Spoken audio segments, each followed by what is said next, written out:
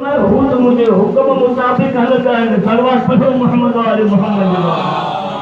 सल्लल्लाहु मोहम्मद वाले मोहम्मद। हू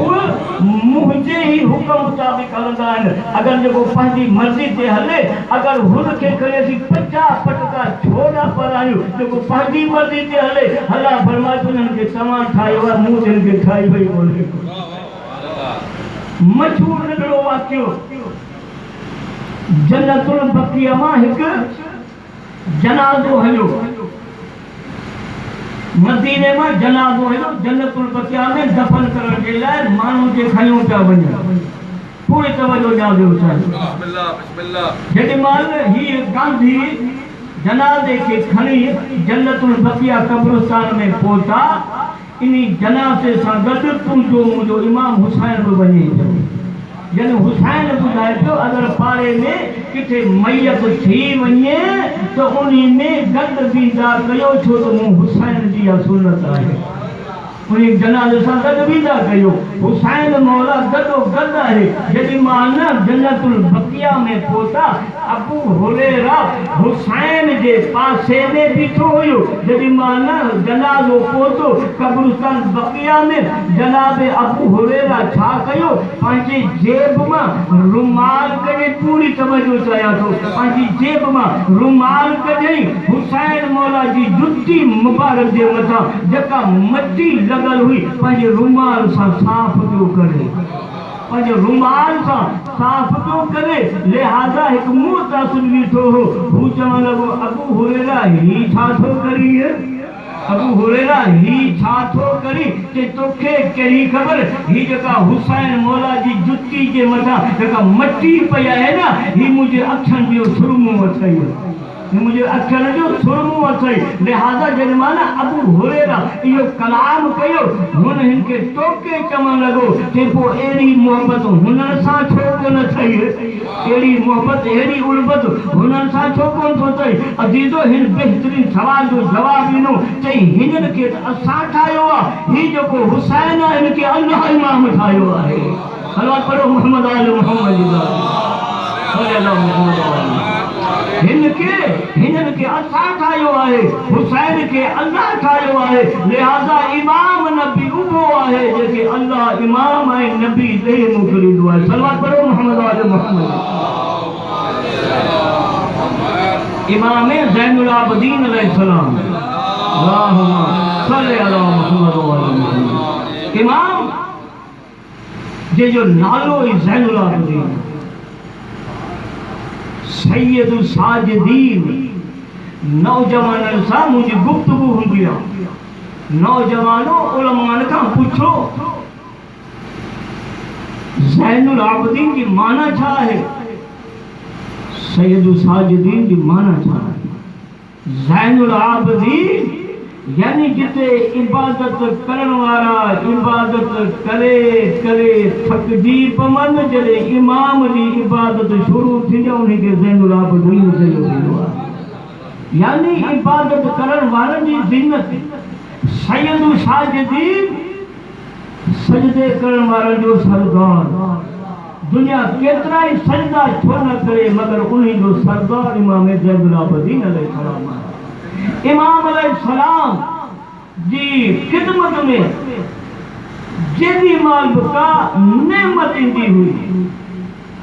ओॾी महिल इमाम अलैहिस्सलाम मुसलो इबादत विछाए पंहिंजे रब जो शुक्र अदा कंदो, या अल्लाह ही नेमत तूं मूंखे अता कई आहे। यानी एॾो जेको आहे सो इबादत ॿुधा। पुराणो वाक़ियो आहे, अगर तवज्जो हुजे हमारी खिदमत में अर्ज़ करें तो पंहिंजे टेने प्रोग्राम पंहिंजो ख़त्म कंदुसि। इमाम आहे,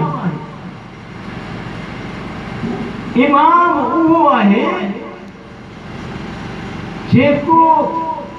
हिकु जॻह ते वेही सॼी काइनात जे बारे में ॿुधाए, हुते ही थी रहियो आहे, हुते ही थी रहियो आहे, हुते ही थींदो। तवज्जो न मुंहिंजा मुसलमान। इमाम अलैहिस्सलाम ऐं नबी में फ़र्क़ तवज्जो आहे। मूं उन्ही मजलिस में अर्ज़ कयो हुयो, हेॾां असांजो बि ग़ाइब, हुननि जो ईसा नबी बि ग़ाइब। जॾहिं माना क़यामत जो ॾींहुं थींदो हेॾा खां इमाम ज़माना ईंदो इमाम अल्लाह उनखे इमाम बनाए मोकिलियो हेॾा जनाब ईसा नबी बि ईंदो चौथे आसमान खां लही क़यामत वारे ॾींहुं जेॾी महिल ही इमाम बि ईंदो ही नबी बि ईंदो त ॿिन्ही जी मुलाक़ात थींदी मलाइक ऐलान कंदो तवजो है ना नौजवानो जिब्राइल ऐलान कंदो अचो अॼु नमाज जमात पढ़ो नमाज केर पढ़े अगर हिन इमा बारगाह में ॿ टे वॾा मौलवी गॾु थी वञनि हाँ नमाज केर पढ़े तव्हां सां ॻाल्हायां हाँ नमाज केर पढ़े बाबा अगर ॿ टे मौलवी गॾु थी वञनि नमाज उहो पढ़े जेको उन्हनि मां अफ़ज़ल हुजे उमिरि में न असां वटि उमिरि थोरी आहे असां वटि इल्म जो दारो मदारो उहो ई आहे कि अल्लाह इल्म ॾिनो आहे हाँ उन्हनि मां जेको बि वधीक आलिम हुजे नमाज़ उहो पढ़ंदो ॿिया हुजे पोयां पढ़ंदा हेॾा इमाम बि ईंदो हेॾा नबी बि ईंदो हाँ नमाज केर पढ़े सलात पर मोहम्मद आले मोहम्मद पूरी तवज्जो नौजवानो हाँ जनाब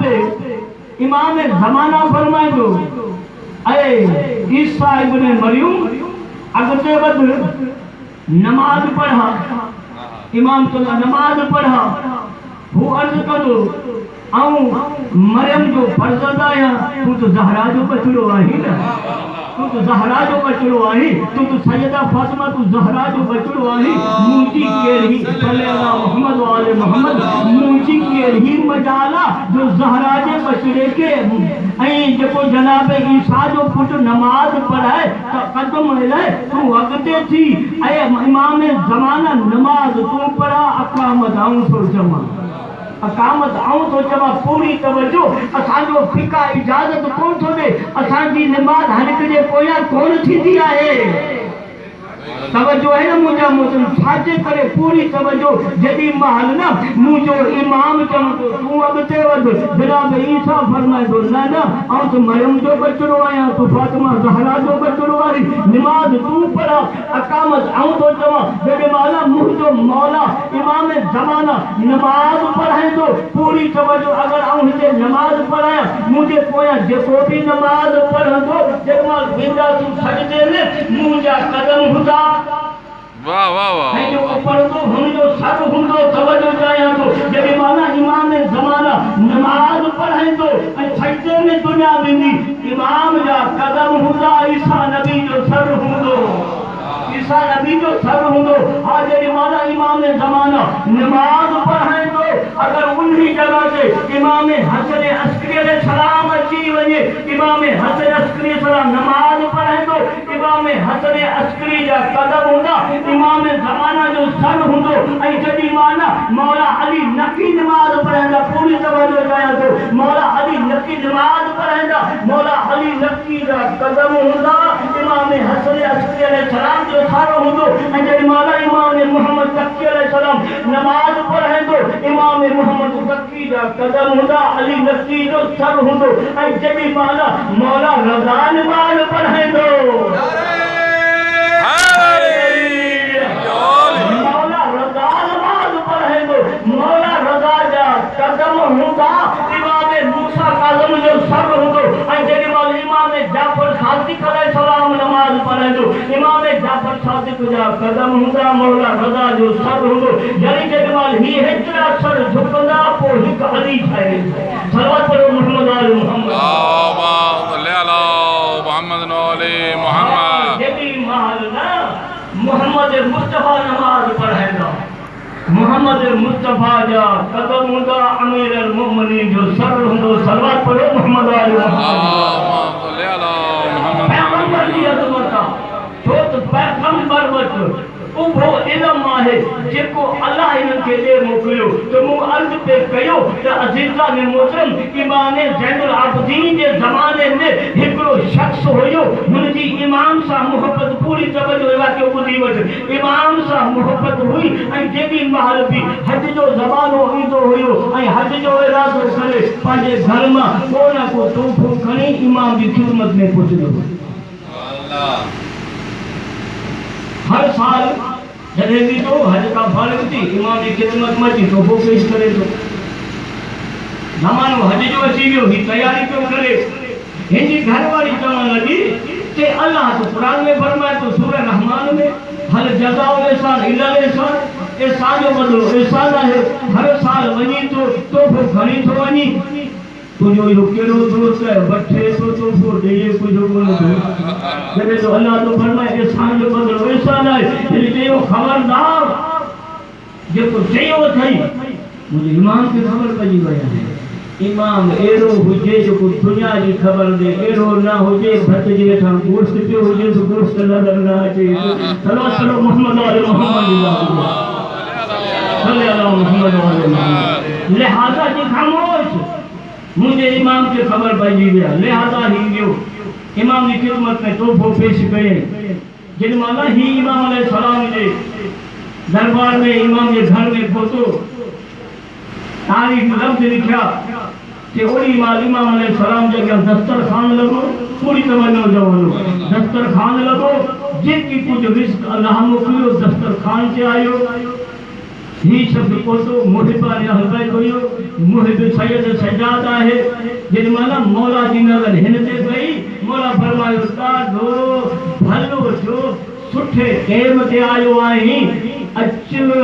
नगर गॾिजी कंदासूं एतिरो असांखे भाईंदा आहिनि असां सां प्यार कंदा आहिनि ख़ुदा जो कसम जेको सना ही राति जो हिकिड़े ॿी लॻे ही असां जागूं पिया पंहिंजे इमाम जे करे असांखे इमाम प्यार वारी अखियुनि सां ॾिसंदो आहे प्यार वारी अखियुनि सां ॾिसंदो आहे इमाम फरमायो हली आहे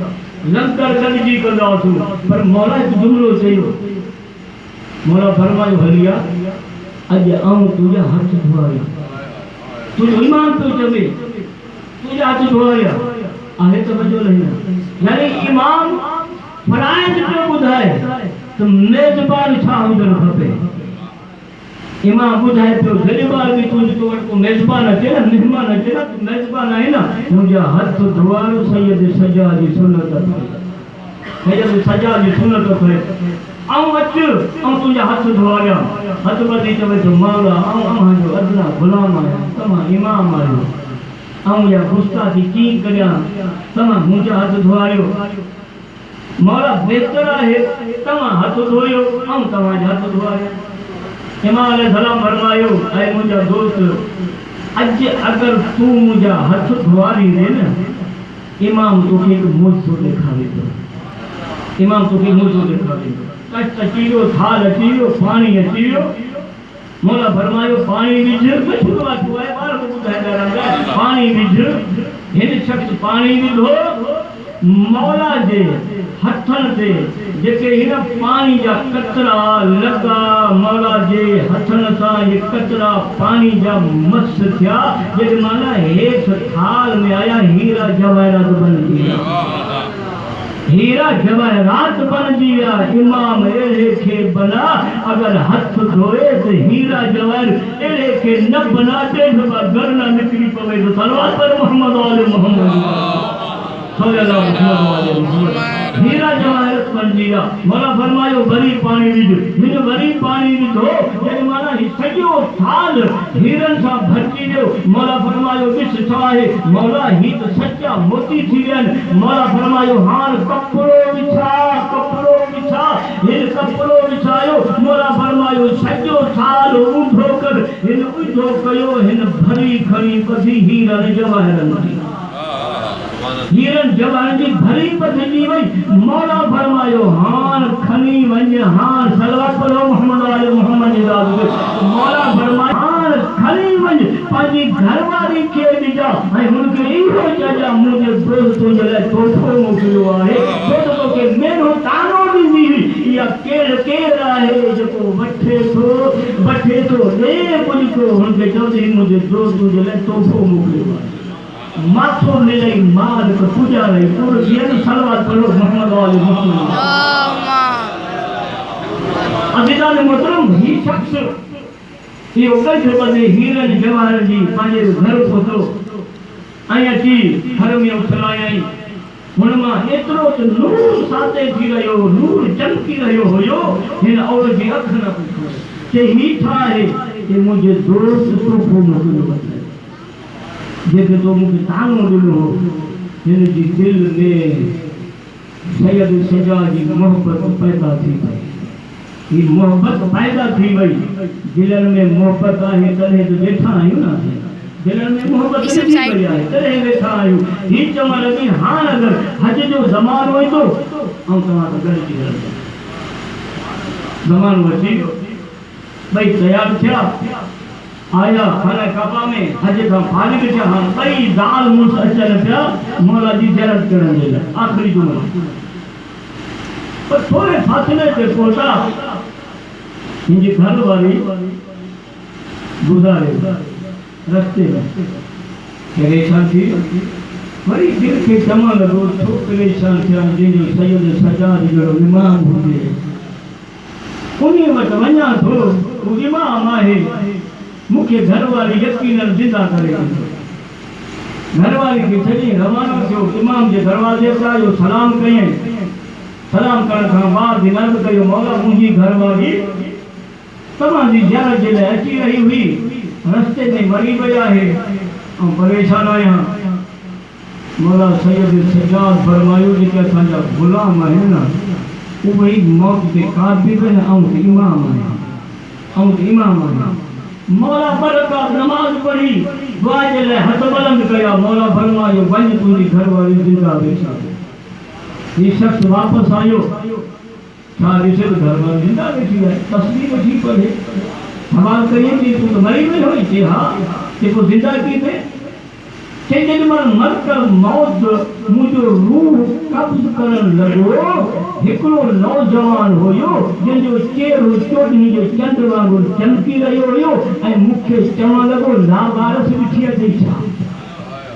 कि लावारस ॾिठी अथई छा हीअ असांजी आहे हिन जो रूह हिन जिस्म में वापसि दाख़िल कर ऐं मूं ॾिठो मर कर मौत हुकम जी तामील कई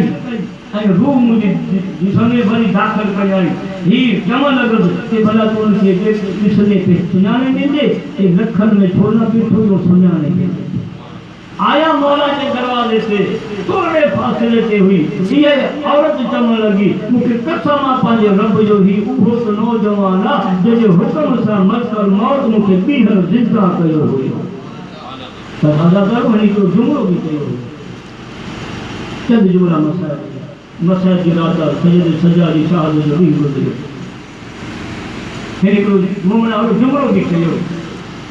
चवनी खां बाद ना रूह मुझे जिस्म में दाखिल कयई के उन्हीं मरकर मौत उन्हीं नौजवान जे हथन जा बोसा वरता हिकिड़ो शहर चवे थो सज्जाद जो कैदी हुए अफसोस किसी ने ये न कहा अरे ये पाँव सुकून काबा है जंजीर किससे कहलाते हैं कि मुझे कैदी इमाम ऐनी शहादत ऐनी गवाही वाक़े करबला 40 साल रक्त रोइदो रहियो 40 साल रक्त रोइदो रहियो पानी अचे मौला रोए जेको कुछ खाधो अचे मौला रोए सॼो ॾींहुं रोए छो न रोए जंहिंजो हुसैन जो बाबू हिन दुनिया में बग़ैर के वजह जे कुछजी वञे वो छो ना रोए बस अल्लाह तारो कहने वाला मुझे मौला थे वलीद बिन अब्दुल मलक ज़हर मिलो देश मौला जी भी गरीब हालत है करवटों को बदली करे पंहिंजे बिस्तर ते मौला इमाम मोहम्मद बाक़िर अलैहिस्सलाम सिरांदी वाले पासे खां वेठो आहे कि माना पंहिंजे बाबे जी तबियत मुंहिंजी मौला तमामु घणी ख़राबु ॾिठी अदाकारो ये जुमला मिलन था किताबन में हिकिड़ो तबीब घुरायो वियो, तबीब आयो, मौला जी हालत ॾिसी चवे थो आहे मोहम्मद बाक़िर वॾो सदमो आहे हिन खे, हिन जो खून नथो बीहे। हा चए मौला जेॾी महिल शाम ते ॾुखियो जुमिलो इहो आहे, जुमिलो ई काफ़ी आहे मसाइब जे लाइ। कि मौला जेॾी महिल शाम थिए दरिया जे किनारे ते बीठो कर, दरिया जी थधी हवा तुंहिंजे ज़ख़्मनि खे लॻंदी, तोखे सिहत मिली वेंदी। अजीतो हिन दरिया जो नालो खयो सजाद या खून वीर वीचारी रोई थो चवे तबीब ॿीहर दरिया जो नालो न खणजा, मुंहिंजो चाचो इहो मोटी न आयो। मौला गिरियो कयो, वरी इहो तबीब चवे थो मौला अगरि इहा ॻाल्हि ॾुखी लॻी आहे हिकिड़ो ॿियो ॾस थो ॾियां। जेॾी महिल शाम जो टाइम थिए बाज़ार में ॾींदो कर, आमद रफ़्त बाज़ार जी ॾिसंदे तोखे सिहत मिली वेंदी। सजाद गिरियो कयो कि बाज़ार जो नालो खणी बाज़ार तो सजाद खे रत घुमायो। बस अजीज़ो अजीज़ो अजीज़ो करो अजीज़ कारब रोई रहिया आहिनि। मुंहिंजे मौला जी के नंढड़ी धीउ आहे, बाबा जी सिरांदी वारे पासे खां रोई रही आहे। इमाम मोहम्मद बाक़िर पंहिंजे बाबा खे संभालियो वेठो आहे ऐं मौला जे अखियुनि मां खून जारी आहे। मौला फरमाए थो बाक़िर बचड़ा मुंहिंजे वेझो आ। जेॾी महिल मौला वेझो आयो, इहे बि जुमिला मिलनि था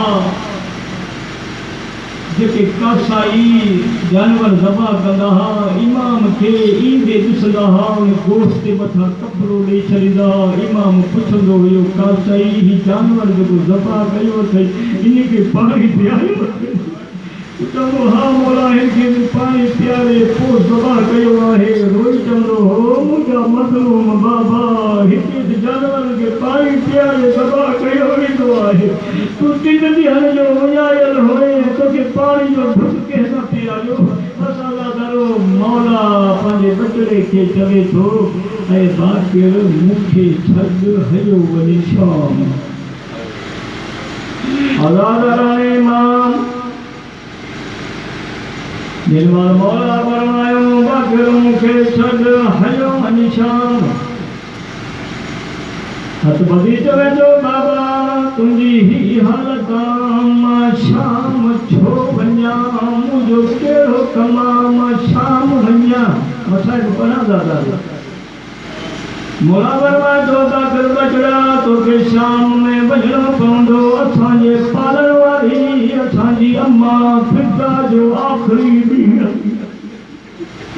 सैयदनि जे घर मां पकजिया था। हिकु सैयद सजाद जो मदीने में बीबी फिदा जो शाम में मता चवे आऊं लावार थी मरी पई आहियां, लावारस लाहे मूंखे छॾ हलियो वञ शाम। फिदा खे वञी दफ़न कर, फिदा जो जनाज़ो पढ़ा। अला करो चंद जुमला पढ़ण जी इजाज़त घुरा। हिते मदीने में इहा हालत आहे जनाब फिदा असांजे सहारे ते ज़ैनब जी तुरबत उथी आहे, ज़ैनब जी मदार तां उथी आहे। फिदा जो कमु कहिड़ो हूंदो हुयो, पाणी जो मट भरे ज़ैनब जी कबर जे पासे में रखी जेको मुसाफ़िर ईंदो हुयो पाणी पीआरे चवंदी हुई तव्हां त पीओ मुहताज प्यासा घुसिजी विया हो, तव्हां त पीओ मुहताज मारिजी विया। अदादरो जनाब फिदा उथी आहे, ही ॾुखियो जुमिलो थो पर असांजे सहारे ते दिलि में चवे थी त वञा सकीना जी तुरबत ते हो वञी आख़िरी सलाम कयां। अदादरन इमाम जनाब फिदा ग़रीबनि जे कब्रिस्तान में आई आहे। जनाब सकीना जी तुरबत खे ॻोल्हे पई। हिकिड़े सिपाही खां पुछे थी सिपाही मुखे ॿुधा सैयद सजाद नंढड़ी भेण खे किथे दफ़न कयो पंहिंजी नंढड़ी भेण खे किथे दफ़न कयो इहो सिपाही चवे थो ऐं मसूल हींअर ॾींहुं आहे इन क़बर जी ख़बर न पवंदी जेॾीमहिल राति पवंदी आहे पोइ अची ॾिसजां तोखे क़बर जी ख़बर पवंदी ही चवे थी सिपाही ऐं सही पिया कमज़ोर आहियां मूंखां मदाद छो थो करे उहा शइ जेको ॾींहुं जो नज़र न अचे राति जो नज़र कीअं थी अदा करे हाणे जी नंढड़ी थिया में अख खे दावत थो ॾियां अदा करे यार बीबी जी फरमाए जेका शइ ॾींहुं जो नज़र न अचे राति जो कीअं नज़र ईंदी अदा करो सिपाही चवे थो जेॾीमहिल राति पवंदी आहे हर हिकु क़बर ते ॾीओ ॿरंदो आहे चिराग ॿरंदो आहे हो जे क़बर ते ॾीओ न ॿरे सम्झा सकीना जी तुरबत या अथई मसाला दरारे इमाम जनाब पिताया मासूम सकीना जी तुरबत ते वेही चवे थी दुआ घुर ॾाढी अञा ज़िंदा छो आहे दुआ घुर अञा ॾाढी ज़िंदा छो अथई सकीना जी तुरबत ते सुती पई आहे दादर आख़िरी जुमला इबादत तमाम सकीना जी तुरबत ते पिता सुती पई आहे मौला फरमाए थो पाक मूंखे छॾ हलियो वञ शाम मता पालण वारी चवे ऐं अकेली मरी वई आहियां अदा करो तुंहिंजो मुंहिंजो मौला इमाम मोहम्मद बाक़िर पाएजाद मुझे सां मदीने खां शाम पहुतो आहे जनाब पिता खे सलाम कयो आहे जनाब पिता सकीना जी तुरबत सां पंहिंजो सर मथे खयो आहे सलाम ॿुधी चवे थी छा तूं मुंहिंजो ज़ैनुल आबिदीन आयो आहीं छा तूं मुंहिंजो सैयद सजाद आहीं अदा करो तुंहिंजो मुंहिंजो मौला थो फरमायमि सजाद न आहियां मोहम्मद बाक़िर आहियां मुंहिंजी जनाब पिता साहिब मौला मोहम्मद बाक़िर जी रीढ़ ते हथ रखी चवे थी शुक्र जो मुंहिंजे सजाद जो बचिड़ो जवान थी वियो आहे ऐं बीबी पिता जी पुछेसि ऐं मूंखे ॿुधा मोहम्मद बाक़िर मुंहिंजो सजाद छो न आयो आहे तुंहिंजो मुंहिंजो इमाम रोई थो चवे ॾाढी छा ॿुधायां हो मुंहिंजे बाबा खे ज़हर मिली वियो आहे हो बिस्तर ते करवटूं पियो बदिली करे अदा करो जेॾीमहिल जनाब पिता जुमला ॿुधा रोई थी चवे मूंखे वठी हले हा ऐं वार खोले सजाद जी लाश वैन कया हा बसि अदादारन इमाम जनाब पिता खे मुंहिंजे मौला दफ़न कयो आहे जनाज़ो पढ़ियो आहे वापसि जेॾीमहिल पंहिंजे बाबे सजाद जो जनाज़ो खयो आहे इहो सुफ़ेद कफ़न रत मां ॻाढ़ो थी वियो आहे मुंहिंजो मौला थो फरमाए बाबा रोई छो थो